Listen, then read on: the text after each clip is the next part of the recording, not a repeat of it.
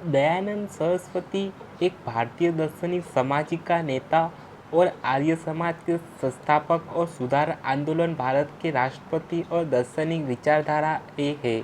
इसके बाद वैदिक और कर्मकांड पूजा की निंदा करते हुए उन्होंने मूर्ति पूजा ने कौल लिया। लोकमान्य तिलक को भारतीयों के लिए कहकर पुकारा था। 1874 में बाद में स्वराज है, जो वेदों के दर्शन और मनुष्य के विभिन्न विचारों और कार्यों के स्पष्टीकरण पर एक अत्यधिक प्रभावशाली पद बनी हुई है। वह पहले व्यक्ति थे जिन्होंने सत्य था प्रकाश, उनकी महान पूर्ति पुस्तक हिंदू धर्म ने उन्हें आधुनिक भारत के निर्माताओं में से एक कहा, जैसे कि श्री अरविंदो ने किया था। जो लोग दयानंद से प्रभावित थे और उनका अनुशासन करते थे, उनमें मैडम कामा, पंडित लेख राम स्वामी, दयानंद, श्यामजी कृष्णा वर्मा, किशन सिंह, भगत सिंह, विनायक दामोदर सावरकर, भाई परमानंद लाल, लाला हरदयाल, मदन लाल ढींगरा, राम प्रसिद्ध बिस्मिल्ला, महादेव गोविंद रानडे, अशरफ उल्ला खान, महात्मा हंसराज, लाला लाजपत राय, योगमाया न्यूपाने, वल्लभ भाई पटेल और अन्य। वह बचपन से ही सन्यासी और विद्वान थे। वह वेदों के अचूक पथिकारण में विश्वास करते थे। दयानंद ने कर्म और पुनर्जन्म के सिद्धांत की वकालत की। उन्होंने ब्रह्मचार्य के वैदिक आदर्शों पर जोर दिया, जिसमें ब्रह्मचार्य और भगवान के प्रति भक्ति।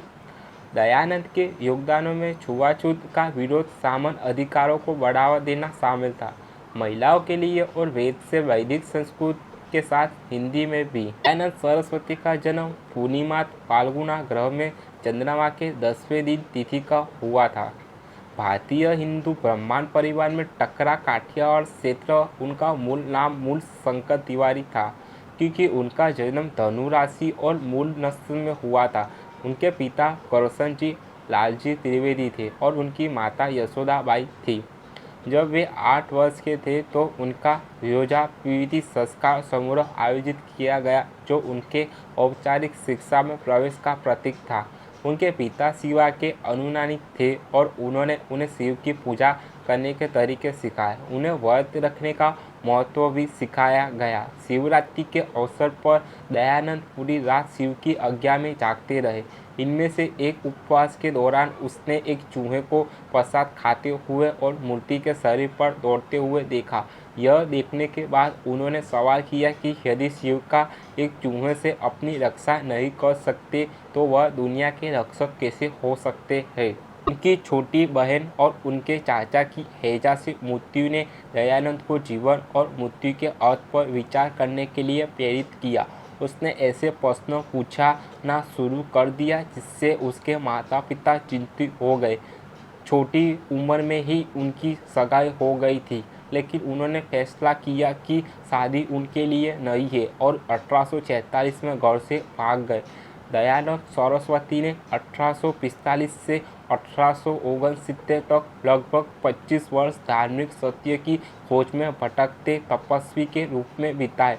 उन्होंने भौतिक वस्तुओं का त्याग कर दिया और आत्म त्याग का जीवन व्यतीत किया।